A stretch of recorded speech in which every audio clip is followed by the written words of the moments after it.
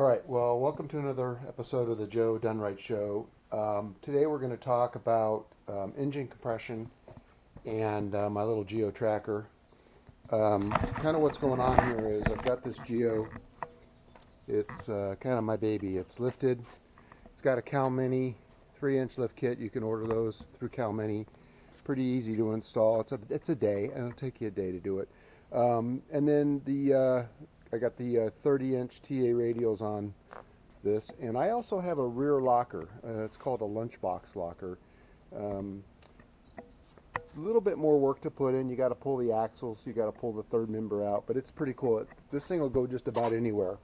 The limitation really is clearance, but it's got these skid bars that I made that hook up to the frame, and it's basically a door guard and a slider that you can I've actually had this thing up on rocks. But anyway, today we're going to talk about the Geo. So the problem I've been having recently is that the Geo has been overheating.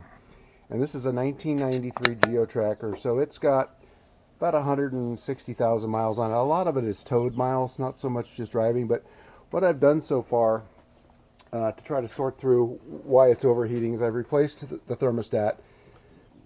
We're going to go in there and talk about that in another episode here in a little while. I replaced the fan clutch. And the radiator is about 6 years old. So I was a little suspect on whether there was an issue with the radiator, but I'm not going there yet. The water pump was replaced in 2014, so it's about 6 years old. There's no drip. There's no signs of any weepage. So what I did is I pulled the plugs, pulled the air cleaner off, pulled all the spark plugs, and we're going to do a quick check of compression. And I'm not going to go through every cylinder with you, but I am going to talk about what I went and bought today at Harbor Freight. It's the Maddox compression test kit. Now this was about 20 bucks more than the Pittsburgh, so I think it's worth the extra money. Everybody gives Harbor Freight a hard time. And Harbor Freight's great for a tool you're not going to use every single day. If you were a mechanic and you were going to do engine compression tests every single day, you probably don't want to buy a Harbor Freight tool. But I'll tell you, I was pretty impressed with this. I've had the box open. Let's go ahead and open it and we'll talk through it. I think I paid, it was regularly 50 bucks. I paid 40 because I had the infamous 20% off coupon. So let's see here. Let me pull this out.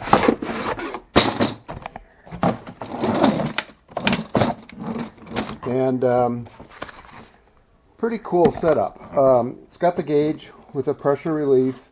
It's quick disconnect. And then it's got a lot of different adapters depending on what your car is.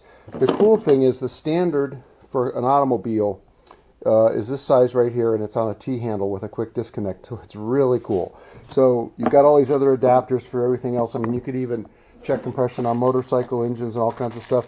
It even comes with a little spare bag of O-rings, which I think is pretty cool.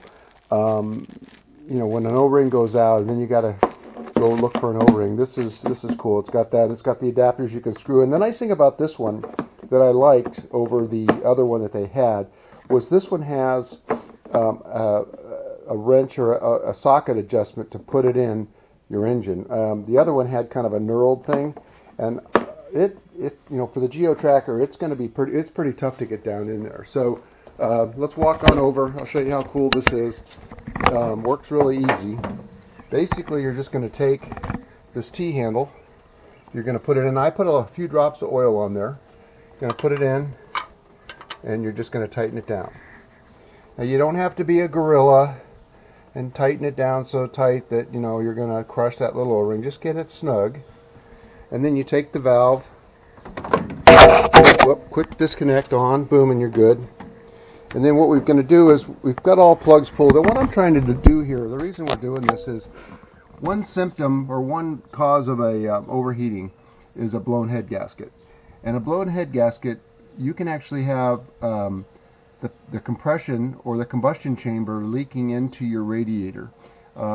Now, you might have a situation where you would have it leaking into the oil system, and in that case, you look at your oil, and your oil would be milky white.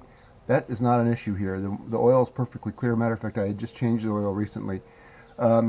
So what the deal would be is there'd be the head gasket would be blown, and then compression gases are blowing into the radiator and causing you to over or superheat your water, and then it overflows and makes a mess. But right now we're just going to check the compression. So here we're going to go in, just give it a few cranks so you can get the keys. Give it a few cranks. About 5. Come out. We're going to look at our compression, and our compression's really low. Now, why is that? Because I checked it a little while ago and it was fine. Maybe let's do that again. Interesting.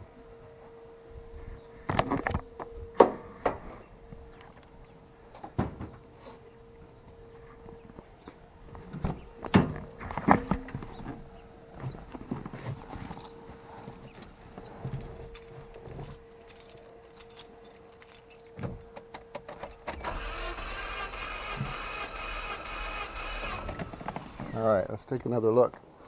Okay, there we go. So up around 120, which is good. That's okay for the Geo Tracker. So no leaks. I've checked all 4 already. The compression's around 120, which is good.